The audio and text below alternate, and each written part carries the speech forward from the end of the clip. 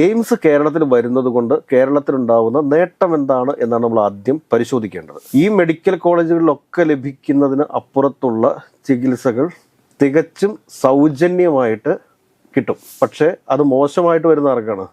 ഇവിടെയുള്ള സ്വകാര്യ medical college മാനേജ്മെന്റുകൾക്കാണ്. അതിന് തടസ്സമായിട്ട് നിൽക്കുന്നത് ആരാണ് എന്ന് ചോദിച്ചു കഴിഞ്ഞാൽ ഈ സ്വകാര്യ മെഡിക്കൽ കോളേജ് മാനേജ്മെന്റുകളാണെന്നേ. ഈ സ്വകാര്യ മെഡിക്കൽ മാനേജ്മെന്റുകൾക്കെതിരെ പ്രതികരിക്കാനായിട്ട് കേരളത്തിലെ UDF എംപിമാർക്കോ BJP എംപിമാർക്കോ ഒന്നും സാധിക്കുന്നില്ല. ഈ എയിംസ് ഇവിടെ വരണമെന്നുണ്ടെങ്കിൽ അത് ഇടതുപക്ഷ ജനാധിപത്യ മുന്നണിയുടെ സർക്കാർ തന്നെ വിചാരിക്കും. നമസ്കാരം. ഈ എയിംസ് വിവാദം വളരെ കത്തി നിൽക്കുന്ന ഒരു സമയമാണ് ഇപ്പോൾ. ശരിക്കും എന്തുകൊണ്ടാണ് എയിംസിന് ചുറ്റിപ്പറ്റി ഇത്രയധികം വിവാദങ്ങൾ ഉണ്ടാകുന്നത്? കാരണം മലയാളി എയിംസ് എന്ന് പറഞ്ഞ് കഴിഞ്ഞ കുറെ ദിവസങ്ങളായിട്ട് കേരളത്തിൽ വലിയ വിവാദങ്ങൾ നടന്നുകൊണ്ടിരിക്കുകയാണ്. എയിംസ് കേരളത്തിൽ വരുന്നത് കൊണ്ട് കേരളത്തിലുണ്ടാവുന്ന നേട്ടം എന്താണ് എന്നാണ് നമ്മൾ ആദ്യം പരിശോധിക്കേണ്ടത്.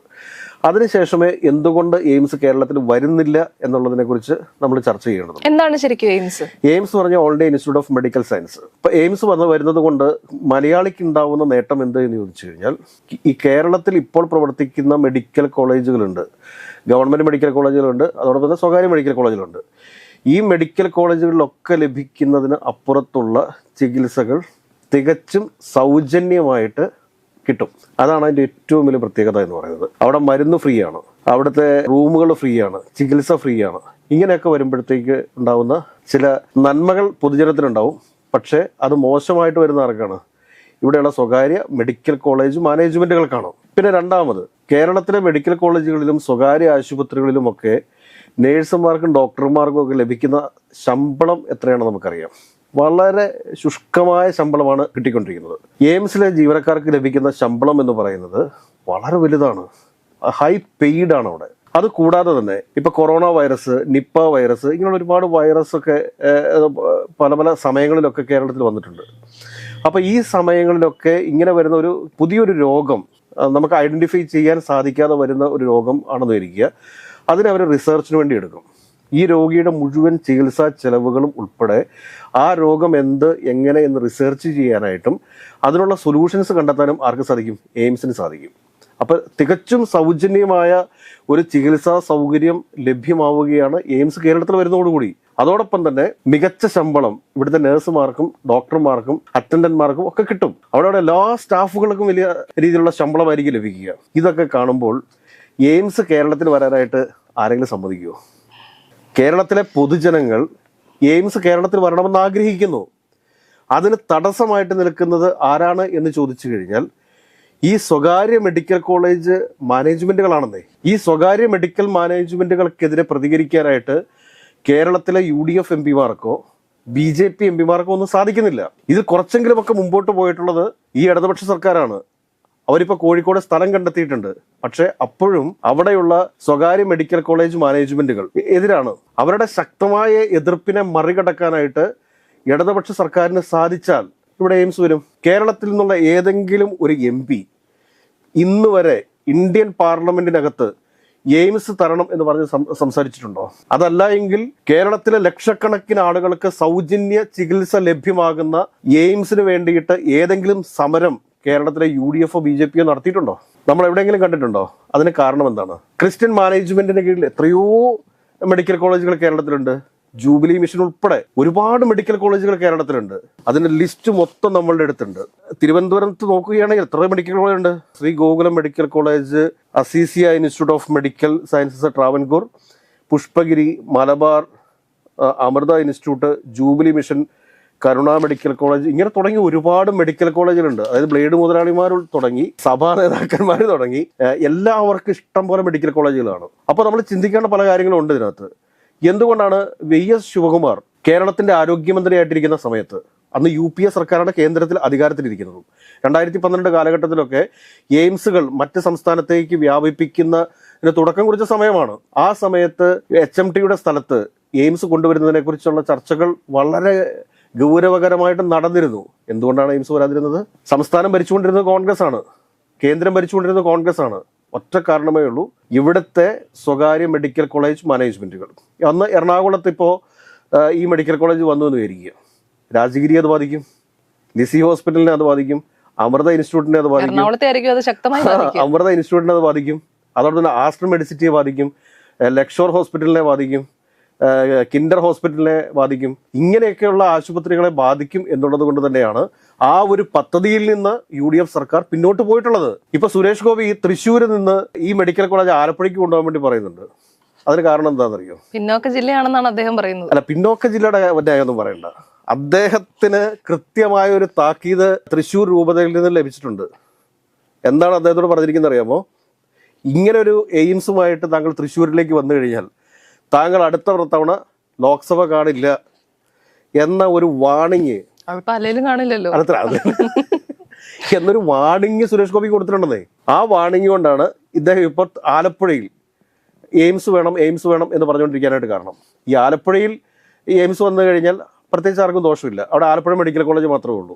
പിന്നെ അതിൻ്റെ അപ്പുറത്തുള്ള മെഡിക്കൽ കോളേജുകൾ എനിക്ക് തിരുവനന്തപുരത്തേക്കാണ് പിന്നെയുള്ള മെഡിക്കൽ കോളേജുകൾ വരുന്നത്. അപ്പോൾ ഒരു പ്രശ്നരഹിതമായിട്ടുള്ള ഒരു ജില്ല എന്ന് പറയുന്നത് ആലപ്പുഴ മാത്രമാണ്. അതുകൊണ്ടാണ് ഈ കാസർഗോഡ് കടന്ന് BJP ഒരു ജില്ലാ പ്രസിഡന്റ് മുദ്രാവാക്യം വിളിക്കുന്നുണ്ടല്ലോ. ഇതെല്ലാം പ്ലാൻഡ് ആണ്, ഇതെല്ലാം പ്ലാൻഡ് ഓപ്പറേഷൻസ് ആണ്. അത് BJP ലെവലിലേക്ക് ഇത് കൊണ്ടുവരുന്നത്. നമ്മൾ വിചാരിച്ചെന്താണെന്ന് അറിയോ? കാരണം ആലപ്പുഴയിൽ കഴിഞ്ഞ തവണ ശോഭാ സുരേന്ദ്രൻ കുറച്ച് കൂടുതൽ വോട്ട് വാങ്ങിച്ചു. അതുകൊണ്ട് തൃശ്ശൂർ അടുത്ത തവണ എങ്കിലും മത്സരിച്ചാൽ എങ്ങനെയാണ് തോക്കുമെന്നറിയാം. അതുകൊണ്ട് ആലപ്പുഴ ലക്ഷ്യം വെച്ചാണ് സുരേഷ് ഗോപി ഇതിലേക്കൊക്കെ നീങ്ങുന്നതാണ് നമ്മൾ പ്രതീക്ഷിച്ചത്. പക്ഷേ യഥാർത്ഥ കാര്യം ഇതാണ്. തൃശ്ശൂർ രൂപതയുടെ കൃത്യമായ ഒരു ഇടപെടലിന്റെ അടിസ്ഥാനത്തിൽ അദ്ദേഹത്തിന് ഒരു വാണിംഗ് തൃശ്ശൂർ രൂപതയിൽ നിന്ന് ലഭിച്ചതിന്റെ അടിസ്ഥാനത്തിലാണ് തൃശ്ശൂർ എയിംസ് വരാതെ അത് ആലപ്പുഴയിലേക്ക് വരണം എന്ന് സുരേഷ് ഗോപി പറയാൻ വേണ്ടിയിട്ടുള്ള കാരണം.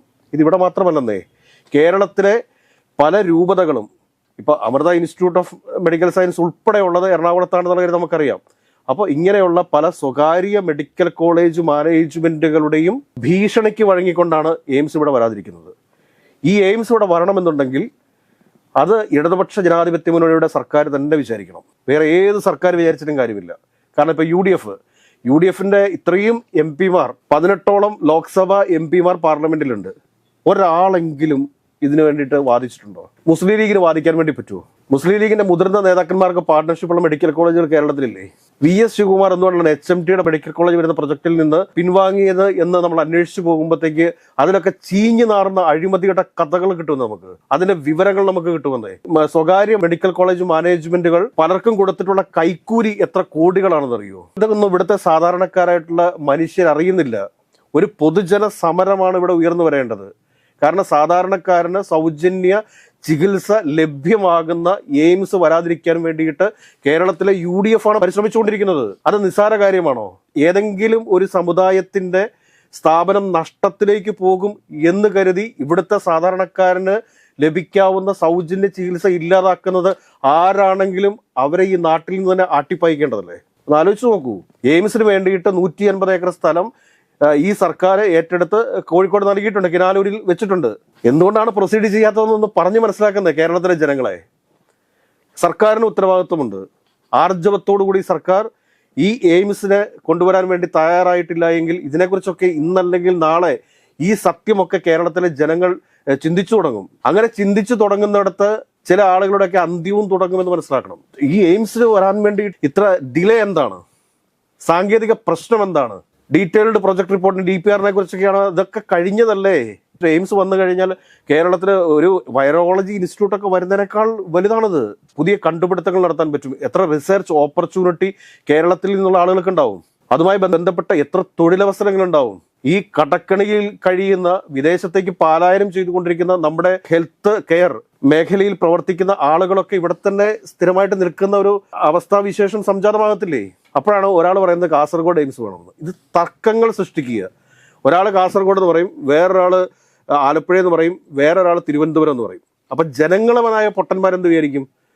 ഇവർ നേതാക്കന്മാർ തമ്മിലുള്ള ഒരു പിടിവലിയാണ് ഇവിടെ നടന്നുകൊണ്ടിരിക്കുന്നത്. ഇത് ഡ്രാമയാണ്. സ്വകാര്യ മെഡിക്കൽ കോളേജ് മാനേജ്മെന്റ് ഇവരുടെ കൃത്യമായിട്ട് കൈകാര്യം ചെയ്തിട്ടുണ്ട്. ഈ കേരളത്തിലെ BJP നേതാക്കന്മാരെയും UDF MP-മാരെയും അവർക്ക് വലിയ രീതിയിലുള്ള ഫണ്ടിങ് നടന്നിട്ടുണ്ട് സ്വകാര്യ മെഡിക്കൽ മാനേജ്മെന്റുകളിൽ നിന്ന്. അതിന്റെ അടിസ്ഥാനത്തിലാണ് ഇവർ നിശബ്ദരായിട്ടിരിക്കുന്നത്. UDF MP-മാർ ലോക്സഭയിൽ നിശബ്ദരായിട്ടിരിക്കുന്നത്.